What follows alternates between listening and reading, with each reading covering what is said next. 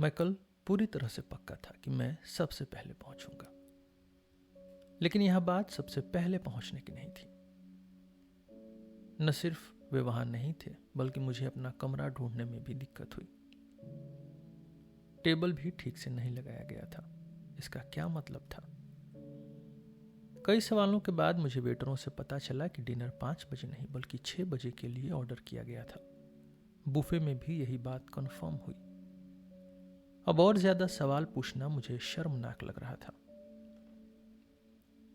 अभी सिर्फ 5:25 हुए थे। अगर उन्होंने डिनर का समय बदल दिया था तो कम से कम मुझे बता सकते थे। आखिर इसी काम के लिए तो पोस्ट होता है। ऐसे मुझे अजीब सा महसूस करवा दिया, खुद की नजरों में भी और इन वेटरों के सामने भी। मैं जाकर बैठ गया। नौकर टेबल लगाने लगा। जब वो वहां था तो मुझे और भी शर्मिंदगी महसूस हुई। ठीक 6 बजे के करीब उन्होंने कमरे में मोमबत्तियां रख दी, जबकि पहले से ही कमरे में लैंप जल रहे थे। लेकिन वेटरों को यह ध्यान नहीं आया कि जब मैं आया था तब भी मोमबत्तियां रख दें। बगल के कमरे में 2 गुस्सैल और चुपचाप लोग अलग अलग टेबल पर बैठकर खा रहे थे। एक और दूर के कमरे से तेज शोर आ रहा था। हंसी, ठिठोली, ऊंची आवाजें और बीच बीच में अजीब सी फ्रेंच में चीखें। वहां औरतें भी थी और माहौल बहुत अजीब सा था। सच कहूं तो मुझे बहुत गलत लग रहा था। ऐसे बुरे पल मैंने बहुत कम देखे थे। जब वे सब ठीक 6 बजे पहुंचे तो मुझे इतनी राहत मिली जैसे किसी ने मुझे इस मुश्किल से निकाल दिया हो। मैं तो भूल ही गया था कि मुझे गुस्सा दिखाना चाहिए था। ज़्वेरको सबसे आगे था। साफ दिख रहा था कि वही ग्रुप का लीडर था। वे सब हंस रहे थे, लेकिन मुझे देखते ही ज़्वेरको थोड़ा रुक गया। उसने कमर हल्की सी झुकाकर बहुत सलीके से मेरी तरफ कदम बढ़ाया और मुझसे हाथ मिलाया। उसका अंदाज दोस्ताना था, लेकिन ज्यादा नहीं। एक तरह की औपचारिक शालीनता, जैसे कोई जनरल किसी जूनियर को हाथ मिलाते हुए भी एक दूरी बनाए रखता है। मैंने तो सोचा था कि वो आते ही अपनी पतली चिर परिचित हंसी हंसने लगेगा और वही बेकार के मजाक करेगा जिनके लिए मैं कल से ही तैयार था। लेकिन उसकी इस ज्यादा ही तमीजदार और अफसर जैसी टोन ने मुझे चौंका दिया। यानी वो खुद को मुझसे हर तरह से बेहतर समझ रहा था। अगर वो मुझे जानबूझकर नीचा दिखाने के लिए ऐसा कर रहा था तो ठीक है, मैं भी हिसाब चुकता कर सकता था। लेकिन अगर वो सच में बिना किसी बुरी नीयत के खुद को मुझसे ऊंचा समझता था और मुझे बस ऐसे ही देख सकता था जैसे कोई बड़े लोग छोटे लोगों को देखते हैं, ये सोचकर ही मेरा दम घुटने लगा। मुझे सुनकर बहुत हैरानी हुई कि तुम हमारे साथ शामिल होना चाहते हो, ज़्वेरको ने कहना शुरू किया, अपनी आवाज को खींचते और तोतलाते हुए, जो कि उसके लिए कुछ नया था। हम तो शायद एक दूसरे को जानते तक नहीं। तुम हमसे बचते रहते हो, ऐसा मत करो। हम उतने बुरे नहीं हैं जितना तुम सोचते हो। खैर, जो भी हो, मुझे तुमसे दोबारा मिलने की खुशी है। यह कहकर उसने लापरवाही से अपनी टोपी खिड़की पर रख दी। क्या तुम बहुत देर से इंतजार कर रहे हो? त्रुदोलिबो ने पूछा। मैं 5 बजे आ गया था, जैसा कि तुमने कल कहा था, मैंने चिढ़े हुए अंदाज में जवाब दिया, जैसे अब बस गुस्सा फूटने ही वाला हो। क्या तुमने इसे समय बदलने की खबर नहीं दी? त्रुदोलिबो ने सिमोनोव से पूछा। नहीं, मैंने नहीं दी, भूल गया। सिमोनोव ने बिना किसी अफसोस के जवाब दिया और मुझसे माफी तक मांगे बिना वो जाकर खाने का ऑर्डर देने लगा। तो तुम पूरे 1 घंटे से यहां बैठे हो? ओह बेचारे, ज़्वेरको ने मजाक उड़ाने वाले अंदाज में कहा, जैसे उसे यह बहुत मजेदार लगा हो। वो कमीना फ्रिफ्चकिन भी उसकी हंसी में मिल गया, जैसे कोई छोटा कुत्ता भौंकता हो।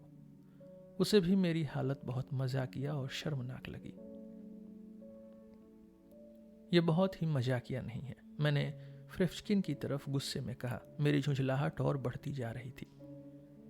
यह मेरी गलती नहीं थी बल्कि औरों की थी। उन्होंने मुझे बताया ही नहीं। ये तो बस बेवकूफ़ी थी। सिर्फ बेवकूफ़ी नहीं बल्कि कुछ और भी। त्रुदोलिबोव ने धीरे से कहा, जो किसी तरह मेरी साइड ले रहा था। तुम इस पर ज्यादा सख्त नहीं हो रहे, यह बस सीधे साधे बदतमीजी थी, भले ही जानबूझकर न की गई हो। और सिमोनोव ने ऐसा अगर मेरे साथ ऐसा मजाक किया जाता, फ्रेफ्चकिन बोला, तो मैं लेकिन तुम्हें अपने लिए कुछ ऑर्डर कर लेना चाहिए था, ज़्वेरकोव ने बीच में टोकते हुए कहा, या फिर बिना हमारा इंतजार किए खाना मंगवा लेना चाहिए था। तुम मानोगे कि मैं ये तुम्हारी इजाजत के बिना भी कर सकता था, मैंने तेजी से जवाब दिया। अगर मैंने इंतजार किया तो वो आइए बैठते हैं दोस्तों, सिमोनोव अंदर आते हुए बोला। सब कुछ तैयार है, मैं शैंपेन की गारंटी लेता हूँ, बिल्कुल बढ़िया ठंडी है। फिर वो अचानक मेरी तरफ मुड़ा और बोला, देखो मुझे तुम्हारा पता ही नहीं मालूम था, मैं तुम्हें कहाँ ढूंढता।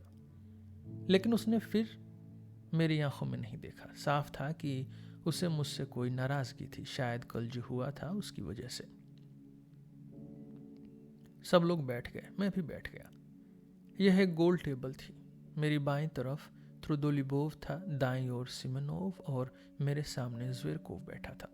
उसके बगल में फ्रेफ्चकिन था, जो त्रुदोलिबोव और ज़्वेरकोव के बीच में बैठा था। तुम बताओ, क्या तुम किसी सरकारी दफ्तर में काम करते हो? ज़्वेरकोव ने मेरी तरफ ध्यान देते हुए पूछा। उसे लगा कि मैं असहज महसूस कर रहा था, तो उसने सोचा कि उसे मुझसे दोस्ताना अंदाज में बात करनी चाहिए और मुझे थोड़ा हौसला देना चाहिए। क्या यह चाहता है कि मैं इसकी सिर पर बोतल फेंक दूं? मैंने गुस्से में सोचा। इस अजीब माहौल में मैं बहुत जल्दी चिढ़ने के लिए तैयार बैठा था। दफ्तर में मैंने झिझकते हुए अपनी प्लेट की तरफ देखते हुए जवाब दिया, और क्या तुम्हारी नौकरी अच्छी है? वैसे तुमने अपनी पहली नौकरी क्यों छोड़ी? मैंने इसलिए छोड़ी क्योंकि मैं छोड़ना चाहता था, मैंने उसकी तरह ही आवाज खींचते हुए जवाब दिया, खुद को मुश्किल से काबू में रखते हुए। फ्रेफ्चकिन जोर से हंस पड़ा। सिमोनोव ने मुझे तिरछी नजर से देखा। त्रुदोलिबोव ने खाना छोड़ दिया और जिज्ञासा से मुझे घूरने लगा। ज़्वेरकोव को थोड़ा झटका लगा, लेकिन उसने अनदेखा करने की कोशिश की। और वेतन? कौन सा वेतन? मेरा मतलब है तुम्हारी तनख्वाह। तुम मुझसे ऐसे सवाल क्यों कर रहे हो? फिर भी मैंने तुरंत ही अपनी तनख्वाह बता दी। मेरा चेहरा शर्म से लाल हो गया। यह तो ज्यादा अच्छा नहीं है, ज़्वेरकोव ने अकड़ कर कहा। हाँ, इस तनख्वाह में कैफे में खाना खाना थोड़ा मुश्किल होता है। फ्रेफ्चकिन ने बदतमीजी से जोड़ा। मेरे हिसाब से तो ये बहुत ही कम है, त्रुदोलिबोव ने गंभीरता से कहा।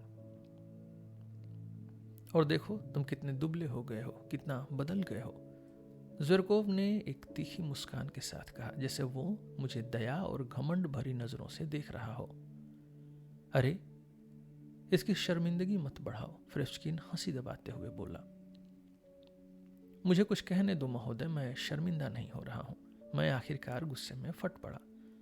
सुन रहे हो, मैं यहाँ इस कैफे में अपने पैसों से खाना खा रहा हूँ, किसी और के पैसों से नहीं। ये बात नोट कर लो मिस्टर फ्रेफ्चकिन। क्या यहाँ हर कोई अपने पैसे से नहीं खा रहा? फ्रेफ्चकिन गुस्से में मुझ पर झपट पड़ा। उसका चेहरा गुस्से से एकदम लाल हो गया था, जैसे कोई उबलता झींगा। उसने तमतमाकर मेरी आंखों में देखा। मैंने जवाब दिया, महसूस करते हुए कि मैंने हद पार कर दी थी और मुझे लगता है कि हमें कुछ ज्यादा समझदारी की बातें करनी चाहिए। ओह, तो तुम अपनी अकल दिखाना चाहते हो? चिंता मत करो, यहाँ उसकी जरूरत नहीं है। तुम इतनी बकवास क्यों कर रहे हो मेरे भाई? हाँ, क्या दफ्तर में तुम्हारी अकल खराब हो गई है? बस बस दोस्तों, बहुत हो गया, ज़्वेरकोव ने जोर से कहा, जैसे सबका ध्यान हटाना चाहता हो। कितनी बेवकूफ़ी है, सिमोनोव बड़बड़ाया। सच में बेवकूफ़ी है। हम यहाँ एक दोस्त की विदाई डिनर के लिए इकट्ठा हुए हैं और तुम बहस किए जा रहे हो। त्रुदोलिबोव ने मुझसे सीधा बोलते हुए कहा, उसका लहजा रूखा था। तुम खुद ही हमारे साथ बैठने आए थे, तो हमारी महफिल खराब मत करो। बस बस, ज़्वेरकोव चिल्लाया। अब बंद करो ये सब दोस्तों, ये सही नहीं लग रहा। बेहतर होगा कि मैं तुम्हें बताऊं कि मैं परसों शादी करने वाला था। इसके बाद उसने एक मजाकिया कहानी सुनाई कि कैसे वो 2 दिन पहले लगभग शादी कर ही चुका था। शादी के बारे में तो कुछ खास नहीं था, लेकिन उसकी कहानी में जनरल, कर्नल और बड़े अफसर थे और ज़्वेरकोव उन सबके बीच जैसे हीरो बनकर चमक रहा था। सब हंस रहे थे। फ्रेफ्शकिन तो इतनी जोर से हंसा कि उसकी चीख निकल गई। किसी ने मेरी तरफ ध्यान भी नहीं दिया। मैं एकदम दबा हुआ और अपमानित महसूस कर रहा था। हे भगवान, ये लोग मेरे लायक नहीं हैं, मैंने सोचा, और मैंने अपनी कैसी बेइज्जती करवा ली इन लोगों के सामने। मैंने फ्रेफ्शकिन को हद से ज्यादा बढ़ने दिया। ये जाहिल समझते हैं कि मुझे उनके साथ बैठने का सम्मान मिल रहा है, लेकिन इन्हें समझ नहीं आता कि असली सम्मान इन्हें मिल रहा है, मुझे नहीं। मैं पतला हो गया हूं, मेरे कपड़े धत्तेरी, मैं ये पैंट भी। ज़्वेरकोव ने आते ही मेरे घुटने पर लगी पीली दाग देख ली थी। लेकिन अब क्या फायदा, मुझे अभी इसी वक्त उठ जाना चाहिए, अपनी टोपी उठानी चाहिए और बिना कुछ कहे यहां से निकल जाना चाहिए, पूरे तिरस्कार के साथ। और कल मैं इन्हें चुनौती भेज दूंगा, कमीने, जैसे कि मुझे उनके 7 रूबल की फिक्र है। वे सोच सकते हैं जो भी, धत, मुझे 7 रूबल की भी परवाह नहीं। मैं अभी चला जाता हूं। लेकिन जाहिर है मैं वहीं रुका रहा। मैं गिलास पर गिलास शराब पीने लगा। शेरी और लाफिट पीने की आदत न होने की वजह से जल्दी ही नशा चढ़ गया। मेरा गुस्सा और बढ़ता गया जैसे जैसे शराब सिर चढ़ती गई। अब मेरा बस चलता तो इन सबको एक झटके में बेइज्जत करके चला जाता। मुझे सही मौका पकड़ना था और दिखाना था कि मैं क्या कर सकता हूं, ताकि ये लोग सोचें ये अजीब है लेकिन समझदार भी है। और बस, धत तेरी, इन सबको भाड़ में जाने दो। मैंने घमंड भरी नजरों से सबको देखा, लेकिन ऐसा लग रहा था जैसे उन्होंने मुझे पूरी तरह भुला दिया हो। वे जोर शोर से बातें कर रहे थे, हंस रहे थे, मस्ती में थे। ज़्वेरकोव लगातार बोल रहा था। मैंने उसकी बातें सुननी शुरू की। वो किसी खुशमिजाज औरत के बारे में बड़बड़ा रहा था, जिसे उसने आखिरकार अपने प्यार का इजहार करने पर मजबूर कर दिया था। बिल्कुल झूठ बोल रहा था, जैसे कोई घोड़ा भी हंस दे। और इसमें उसकी मदद की थी उसके खास दोस्त प्रिंस कोलिया ने, जो कि हुसार रेजिमेंट का अफसर था और जिसके पास 3000 नौकर चाकर थे। और फिर भी वो कोलिया, जिसके पास 3000 नौकर हैं, आज तुम्हें विदा करने यहां नहीं आया। मैंने अचानक बीच में टोका। 1 मिनट के लिए कमरे में पूरी तरह सन्नाटा छा गया। तुम पहले ही नशे में धुत हो गए हो। त्रुदोलिबोव ने आखिरकार मेरी तरफ देखा, लेकिन हिकारत से। ज़्वेरकोव ने बिना कुछ कहे मुझे ऐसे घूरा जैसे मैं कोई कीड़ा हूं। मैंने अपनी नजरें झुका ली। सिमोनोव ने जल्दी से सबके गिलास में शैंपेन भर दी।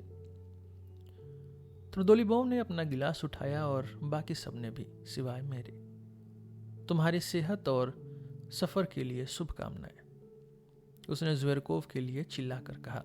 पुराने दिनों के नाम और हमारे भविष्य के लिए, हुर्रे। सबने एक साथ अपने गिलास खाली किए और ज़्वेरकोव के गले लगकर उसे विदा करने लगे। मैं वहीं बैठा रहा। मेरा भरा हुआ गिलास वैसे ही पड़ा रहा। तो तुम इसे नहीं पी रहे? त्रुदोलिबोव ने अब सब्र खोकर गुस्से से मेरी तरफ देखा। मैं अपनी तरफ से एक अलग स्पीच देना चाहता हूं, फिर पीऊंगा मिस्टर त्रुदोलिबोव। जलनखोर कमीना, सिमोनोव बड़बड़ाया। मैंने अपनी कुर्सी सीधी की और जोश में गिलास उठा लिया, मानो कुछ जबरदस्त कहने वाला था। हालांकि खुद मुझे नहीं पता था कि मैं क्या बोलने जा रहा था। चुप रहो, फ्रेफ्शकिन चिल्लाया। अब देखो जरा कितनी बड़ी बात करेगा। ज़्वेरकोव गंभीर होकर बैठा रहा। उसे पता था कि कुछ अजीब होने वाला है। मिस्टर लेफ्टिनेंट ज़्वेरकोव, मैंने बोलना शुरू किया, सुन लो। मुझे घिसी पिटी बातें, नकली बातें और ऐसे लोग जो कारसेट पहनते हैं बिल्कुल पसंद नहीं। ये पहली बात। और दूसरी बात भी है। कमरे में हलचल मच गई। दूसरी बात यह है कि मुझे भद्दे मजाक और भद्दी बातें करने वाले लोग पसंद नहीं, खासकर ऐसे लोग जो हमेशा गंदी बातें करते हैं। तीसरी बात, मुझे इंसाफ, सच्चाई और ईमानदारी पसंद है। मैंने बिना रुके कहा, हालांकि अब खुद भी डर से कांप रहा था और समझ नहीं पा रहा था कि मैं ऐसा क्यों बोल रहा था। मुझे सोच विचार पसंद है मिस्टर ज्वेरकोव। मुझे असली दोस्ती पसंद है, बराबरी की दोस्ती, न कि हम मुझे। लेकिन खैर क्यों नहीं, मैं अभी तुम्हारी सेहत के नाम पर पीऊंगा मिस्टर ज्वेरकोव। जाओ, सर्केशियन लड़कियों को बहलाओ, देश के दुश्मनों को गोली मारो और तुम्हारी सेहत के नाम मिस्टर ज्वेरकोव। ज्वेरकोव अपनी सीट से उठा, मेरी तरफ झुका और कहा, तुम्हारा बहुत बहुत शुक्रिया। उसका चेहरा गुस्से से सफेद पड़ गया था। साफ था कि उसे बहुत बुरा लगा था। धत तेरी, त्रिदोलीबोव चिल्लाया और गुस्से में अपनी मुट्ठी टेबल पर दे मारी। इसके मुंह पर मुक्का मारना चाहिए। फ्रेशकिन चीख पड़ा, इसे बाहर फेंक देना चाहिए। सिमोनोव बड़बड़ाया,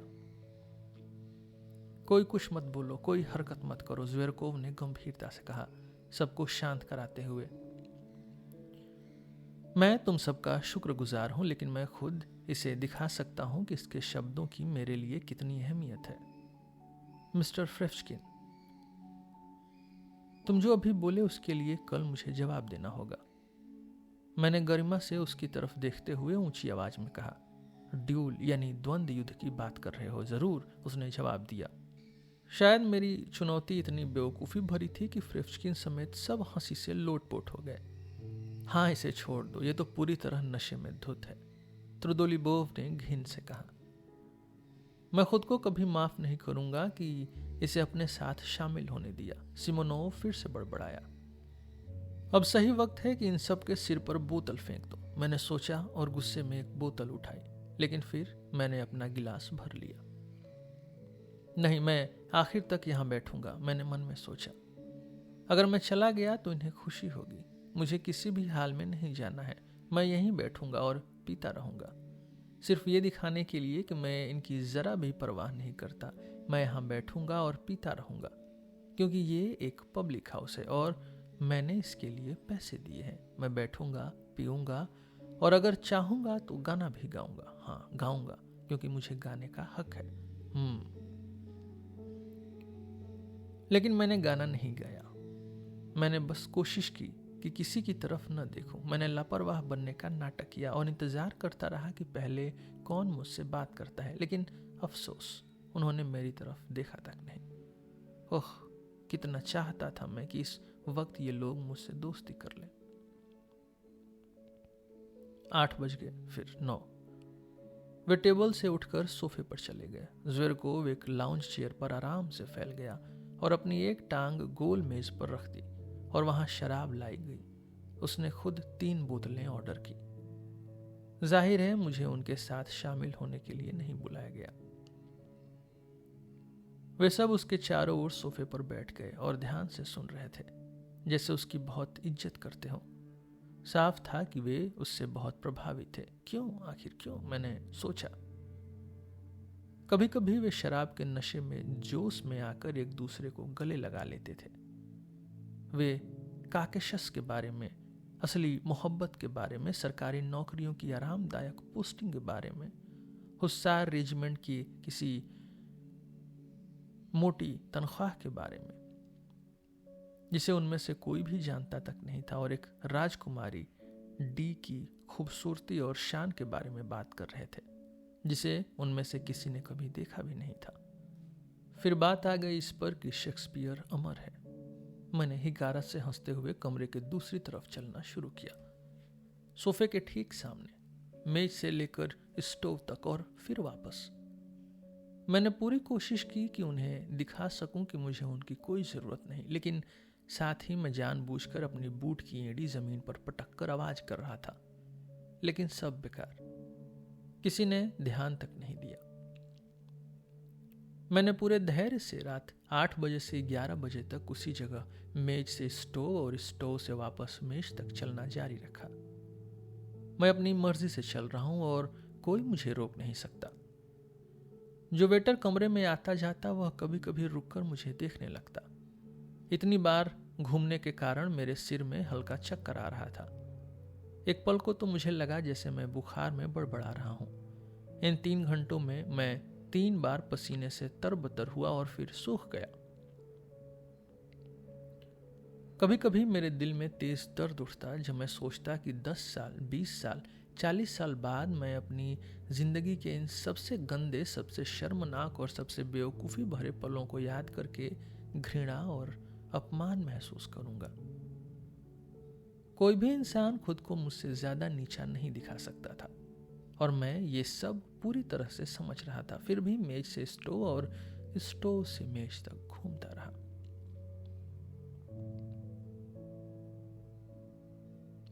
ओह, काश ये लोग जानते कि मैं कितनी गहरी सोच रखता हूं, कितनी समझदारी से भरा हूं।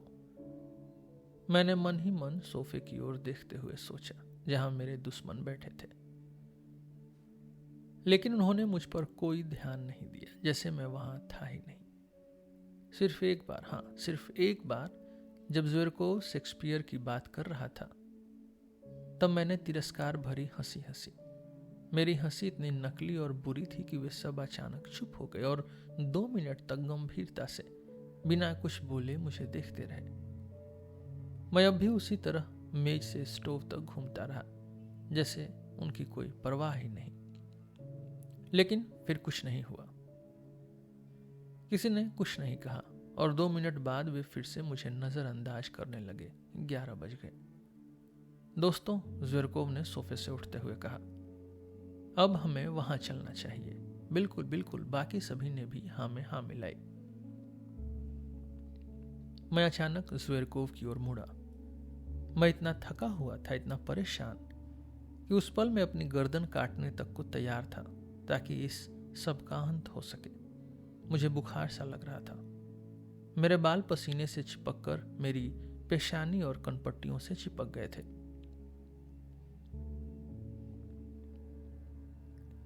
ज़्वेरकोव, मैं तुमसे माफी मांगता हूं, मैंने अचानक साफ और मजबूत आवाज में कहा। फ्रेशकिन, तुमसे भी और सब लोगों से, सबसे मैंने तुम सबको अपमानित किया।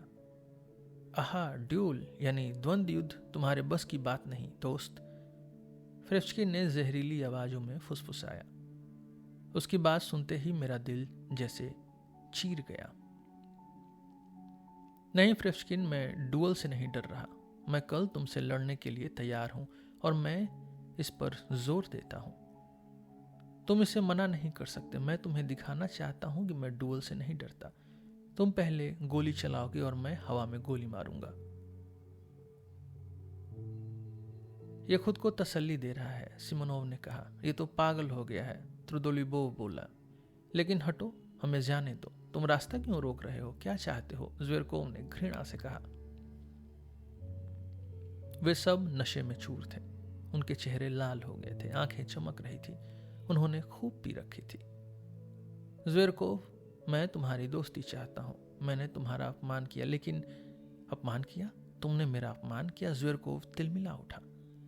समझ लो साहब, तुम किसी भी हालत में, किसी भी सूरत में मुझे अपमानित नहीं कर सकते और तुम्हारे लिए इतना काफी है। अब हट जाओ रास्ते से।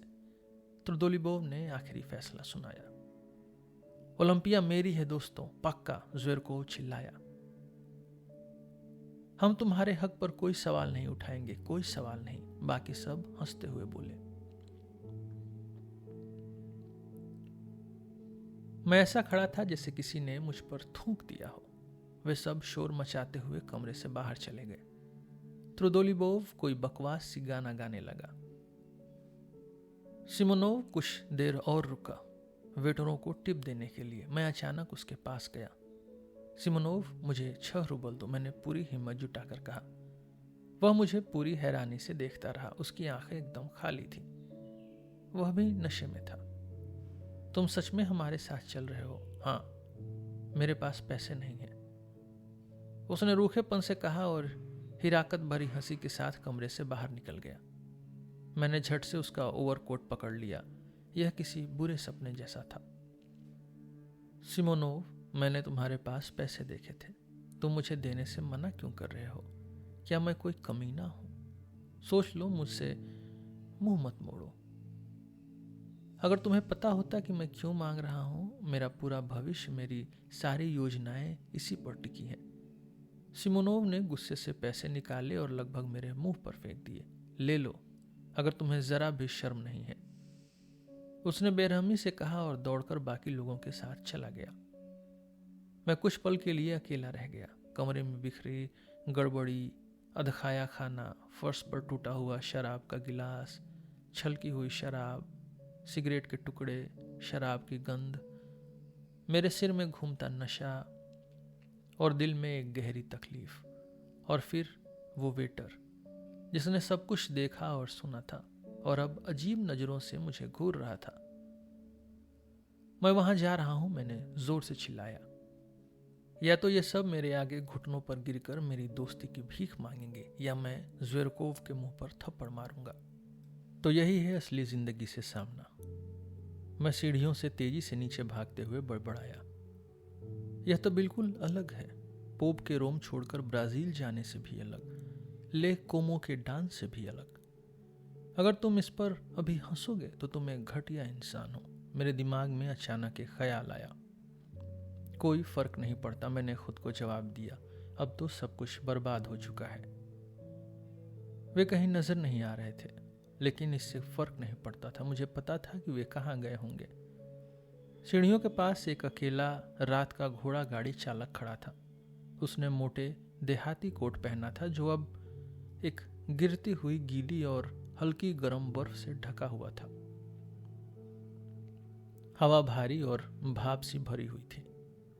छोटा झबरा और सफेद भूरा घोड़ा भी बर्फ से ढका हुआ था और खांस रहा था।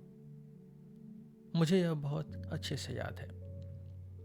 मैं दौड़कर उस पुरानी बेढंगी घोड़ा गाड़ी की तरफ बढ़ा, लेकिन जैसे ही मैंने उसमें चढ़ने के लिए पैर उठाया, अचानक मुझे याद आया कि सिमोनोव ने अभी अभी मुझे 6 रूबल फेंक कर दिए थे।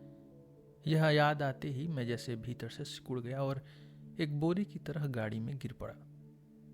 नहीं, मुझे अब बहुत कुछ करना होगा ताकि इस बेइज्जती की भरपाई हो सके, मैंने जोर से कहा। लेकिन मैं करूंगा, या तो इसे ठीक करूंगा या फिर आज रात इसी वक्त मर जाऊंगा। चलो।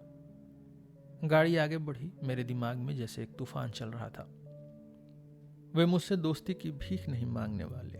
यह तो बस एक झूठी कल्पना थी, बेकार की, घटिया, नाटकी और बेवकूफी भरी सोच। एक और लेक कोमो का नाच। इसलिए अब जरूरी है कि मैं ज्वेरकोव के मुंह पर थप्पड़ मारूं। यह मेरा कर्तव्य है। यह तय हो चुका है। मैं उड़कर जा रहा हूं उसे थप्पड़ मारने। जल्दी करो, गाड़ी वाले ने लगाम खींची। जैसे ही मैं अंदर जाऊंगा उसे थप्पड़ मार दूंगा। क्या थप्पड़ मारने से पहले मुझे कुछ कहना चाहिए? मैंने सोचा। नहीं, बस सीधे जाकर थप्पड़ मार दूंगा। वे सब बैठक में बैठे होंगे और ज्वेरकोव ओलंपिया के साथ सोफे पर होगा। वो घटिया ओलंपिया, उसने एक बार मेरी शक्ल पर हंस दिया था और मुझे ठुकरा दिया था। मैं उसके बाल खींचूंगा, ज्वेरकोव के कान मरोड़ूंगा। नहीं, एक ही कान नहीं सही रहेगा। उसी कान से उसे घसीटकर पूरे कमरे में घुमाऊंगा। हो सकता है कि वे सब मुझ पर टूट पड़े और मुझे लात घूंसों से बाहर फेंक दें। हाँ, यही होगा, बिल्कुल यही। कोई बात नहीं, लेकिन थप्पड़ सबसे पहले मेरा पड़ेगा और इज्जत के कानून के हिसाब से बस यही जरूरी होता है। एक बार थप्पड़ पड़ने के बाद ज्वेरकोव अपनी बेइज्जती कभी नहीं मिटा पाएगा। अब उसे ड्यूल के लिए मजबूर होना पड़ेगा। वह चाहे वे मुझे पीटे, लात मारे, कोई बात नहीं। त्रुदोलिबोव मुझे सबसे ज्यादा मारेगा क्योंकि वो सबसे ताकतवर है। फ्रिस्किन जरूर बाजू से पकड़कर मेरे बाल नोचेगा। लेकिन कोई बात नहीं, कोई बात नहीं। मैं इसी के लिए जा रहा हूं। इन बेवकूफ़ों को आखिरकार यह समझ में आ ही जाएगा कि यह सब कितना बड़ा मामला है। जब वे मुझे धक्के देकर बाहर निकालेंगे तब मैं जोर से चिल्लाऊंगा कि असल में ये सब लोग मेरी छोटी उंगली के बराबर भी नहीं है। गाड़ी वाले, तेज चलो, तेज चलो, मैंने जोर से चिल्लाया। गाड़ी वाला डरकर उछला और तेजी से चाबुक लगाया। मैं इतनी बुरी तरह गरजा था कि वो भी घबरा गया था। हम सुबह होते ही लड़ेंगे, ये पक्का हो चुका है। दफ्तर की नौकरी गई भाड़ में। फ्रेफ्स्किन ने अभी इसका मजाक उड़ाया था, लेकिन पिस्तौल कहाँ से लाऊं? कोई बात नहीं, मैं एडवांस में तनख्वाह लूंगा और खरीद लूंगा। और बारूद, गोलियां, ये सब तो गवाह का काम होता है। लेकिन ये सब सुबह तक कैसे होगा? और गवाह कहाँ से लाऊं? मेरे पास कोई दोस्त नहीं है, लेकिन कोई फर्क नहीं पड़ता। मैं खुद को और ज्यादा भड़काते हुए चिल्लाया, पहला आदमी जो मुझे सड़क पर मिलेगा वही मेरा गवाह बनेगा, जैसे कोई इंसान पानी में डूबते हुए को बचाने के लिए मजबूर हो जाता है। इस दुनिया में अजीब चीजें हो सकती हैं। अगर मैं कल डायरेक्टर से कहूं कि वो मेरा गवाह बने तो वो भी मान जाएगा, सिर्फ बहादुरी और इज्जत बचाने के लिए। और सबसे बड़ी बात, वो इसे सीक्रेट भी रखेगा, एंटोन एंटोनिच। सच तो यह है कि इसी वक्त मेरे मन में ये पूरा प्लान बेवकूफ़ी भरा और पूरी तरह बेहुदा लग रहा था। ये सब कितना फालतू था, इससे ज्यादा कोई और इस बात को समझ नहीं सकता था। लेकिन गाड़ी वाले, तेज चलो चलो, तुम निकम्मे, तेज चलो। हाय बाबू साहब, गाड़ी वाले ने भारी आवाज में कहा। अचानक मेरे शरीर में एक ठंडी सिहरन दौड़ गई। क्या यह बेहतर नहीं होगा कि मैं सीधा अपने घर चला जाऊं? हे भगवान, मैंने कल रात खुद को इस डिनर में क्यों बुला लिया था? लेकिन नहीं, अब पीछे हटना नामुमकिन है। और वो 3 घंटे जो मैं मेज से स्टोव तक चक्कर काटता रहा, नहीं, इन सबको, सिर्फ इन्हीं को इसकी कीमत चुकानी होगी। इन्हें मेरी बेइज्जती का हिसाब देना होगा। गाड़ी वाले चलो। अगर उन्होंने मुझे गिरफ्तार करवा दिया तो? नहीं, वे ऐसा करने की हिम्मत नहीं करेंगे, वे स्कैंडल से डरेंगे। और अगर ज़्वेरकोव ने इतनी हिकारत दिखाई कि उसने डुएल्स लड़ने से मना कर दिया, हाँ, वो जरूर ऐसा करेगा, लेकिन उस हालत में मैं दिखा दूंगा। मैं कल सुबह पोस्टिंग स्टेशन पर पहुंचूंगा जब वो निकलने वाले होंगे। मैं उसका पैर पकड़ लूंगा, मैं उसे घसीटूंगा जब वो गाड़ी में बैठेगा, मैं उसका कोट खींच लूंगा, मैं उसके हाथ से दांत रगड़ दूंगा, मैं सबके सामने चिल्लाऊंगा, देखो ये छिछोरा लड़कियों को फंसाने का केशस जा रहा है। लेकिन मेरे मुंह पर थूका गया और इसे कोई फर्क नहीं पड़ा। इसके बाद सब खत्म हो जाएगा। दफ्तर हमेशा के लिए गया। मुझे गिरफ्तार किया जाएगा, मुकदमा चलेगा, नौकरी से निकाल दिया जाएगा, जेल में डाल दिया जाएगा, फिर साइबेरिया भेज दिया जाएगा।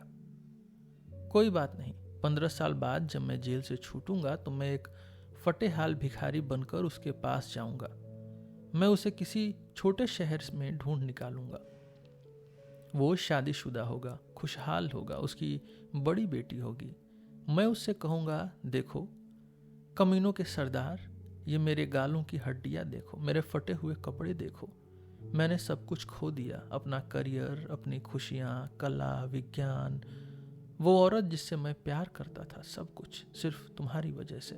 ये लो, ये रहा पिस्तौल, मैं यहां तुम्हें गोली मारने आया हूं और मैं तुम्हें माफ करता हूं। फिर मैं हवा में गोली चला दूंगा और उसके बाद वो मुझे कभी नहीं देखेगा। मैं लगभग रोने ही वाला था, जबकि मुझे अच्छी तरह पता था कि ये पूरा सीन पुश्किन की सिल्वियो और लमोर्टोव की मास्कराडे से चुराया हुआ था। अचानक मुझे बहुत ज्यादा शर्म महसूस हुई, इतनी शर्म कि मैंने घोड़े को रोक दिया। घोड़ा गाड़ी से उतरा और बर्फ में ठिठक कर वहीं खड़ा रहा, बीच सड़क पर। गाड़ी वाला मुंह खोलकर मुझे देख रहा था, जैसे सोच रहा कि ये पागल है या शायद बहक गया है। अब मैं क्या करूं? वहां खड़ा नहीं रह सकता था, ये बेवकूफ़ी लगती। लेकिन अगर यूं ही छोड़ देता तो ऐसा लगता जैसे, हे भगवान, मैं इसे ऐसे कैसे छोड़ सकता हूं, और वो भी इतनी बेइज्जती के बाद। नहीं, मैंने जोर से कहा और फिर से घोड़ा गाड़ी में कूद पड़ा। ये तय हो चुका है, ये मेरी किस्मत है, चलो तेज चलो। जल्दी में मैंने गाड़ी वाले की गर्दन के पीछे मुक्का मार दिया। क्या कर रहे हो बाबू, मुझे क्यों मार रहे हो? गाड़ी वाले ने चिल्लाकर कहा, लेकिन फिर भी उसने घोड़े को तेजी से हाँका, जिससे घोड़ा उछलने लगा। बड़ी बड़ी फाहों में गीली बर्फ गिर रही थी। मैंने अपना कोट खोल दिया, इस बात की परवाह किए बिना कि मैं भीग जाऊंगा। मैं सब कुछ भूल गया था, क्योंकि अब मैंने उस थप्पड़ को देने का आखिरी फैसला कर लिया था। मुझे डर के साथ एहसास हो रहा था कि अब ये होने वाला है, अभी इसी वक्त, और इसे कोई रोक नहीं सकता। बर्फीली रात में खाली पड़े स्ट्रीट लैंप ऐसे चमक रहे थे जैसे किसी अंतिम यात्रा में जलते हुए मशाल हो। बर्फ मेरे ओवरकोट के अंदर मेरी जैकेट के अंदर मेरी गर्दन के चारों ओर घुस रही थी और वहीं पिघल रही थी। लेकिन मैंने खुद को ढकने की कोशिश भी नहीं की। अब तो सब कुछ खत्म हो चुका था। आखिरकार हम पहुंच गए। मैं लगभग बेहोशी की हालत में गाड़ी से कूदा, सीढ़ियां चढ़ा और जोर जोर से दरवाजा पीटने लगा, साथ ही ठोकरें भी मारने लगा। मुझे अपने पैरों और घुटनों में अजीब कमजोरी महसूस हो रही थी। दरवाजा जल्दी ही खुल गया, जैसे उन्हें पहले से पता था कि मैं आने वाला हूं। असल में सिमोनोव ने पहले ही उन्हें बता दिया था कि शायद एक और आदमी आएगा, और यह जगह ऐसी थी जहां पहले से खबर देना होता था और कुछ नियमों का पालन करना पड़ता था। यह उन मिलिनरी शॉप्स, सजे धजे कपड़ों की दुकानों में से एक थी जिन्हें बहुत पहले पुलिस ने बंद कर दिया था। दिन में यह सच में एक दुकान थी, लेकिन रात में अगर कोई जान पहचान का होता तो यहां कुछ और मकसदों से आया जा सकता था। मैं तेजी से उस अंधेरे कमरे में चला गया जहां मैं पहले भी आ चुका था। वहां सिर्फ एक मोमबत्ती जल रही थी, लेकिन मैं वहीं रुक गया और हैरानी से चारों ओर देखा। कोई नहीं था। वे कहाँ गए? मैंने किसी से पूछा, लेकिन अब तक वे सब अलग अलग हो चुके थे। मेरे सामने एक औरत खड़ी थी, एक अजीब सी बेवकूफ़ी भरी मुस्कान के साथ। मालकिन खुद, जिसने पहले भी मुझे देखा था। 1 मिनट बाद एक और लड़की कमरे में दाखिल हुई। मैंने किसी की परवाह किए बिना कमरे में चक्कर लगाने शुरू कर दिए और शायद मैं खुद से ही बातें करने लगा। मुझे ऐसा लग रहा था जैसे मैं मौत से बच गया हूं, और यह एहसास मुझे पूरे शरीर में खुशी दे रहा था। मैंने वो थप्पड़ मार दिया होता, मैं जरूर मारता, पक्का। लेकिन अब वे यहां नहीं थे और सब कुछ बदल गया था। मैंने चारों तरफ देखा। अभी भी मैं अपनी हालत समझ नहीं पा रहा था। मेरी नज़र उस लड़की पर पड़ी जो अभी अभी अंदर आई थी। एक ताज़ा, कम उम्र की, थोड़ी सी पीली पड़ती हुई शक्ल, सीधे गहरे रंग के भौं और गंभीर गहरी आंखें। एक पल में ही उसकी आंखों ने मुझे अपनी तरफ खींच लिया। अगर वो हंस रही होती तो शायद मुझे उससे नफरत हो जाती। मैंने उसे ध्यान से देखने की कोशिश की, जैसे दिमाग पर जोर डाल रहा हूं। मेरी सोच अभी भी बिखरी हुई थी। उसके चेहरे में कुछ सीधा साधा और भला सा था, लेकिन कुछ बहुत गमगीन भी। मुझे यकीन है कि यही चीज उसकी परेशानी का कारण थी। वहां बैठे मूर्खों ने कभी इसे देखा तक नहीं होगा, लेकिन वो खूबसूरत थी। वह लंबी थी, मजबूत और अच्छी कदकाठी की थी। वह बहुत सादगी से कपड़े पहने हुए थी। अचानक मेरे भीतर कुछ गंदा सा महसूस हुआ। मैं सीधा उसकी तरफ बढ़ गया। एक पल के लिए मेरी नजर आईने में चली गई। मुझे अपना चेहरा देखना पड़ा, थका हुआ, परेशान, डरावना सा चेहरा, सफेद पड़ा हुआ, गुस्से से भरा, बिखरे हुए बालों वाला। कोई बात नहीं, मुझे इस बात की खुशी है, मैंने सोचा। मुझे अच्छा लग रहा था कि मैं उसे इतना घिनौना दिखूंगा। मुझे यही चाहिए।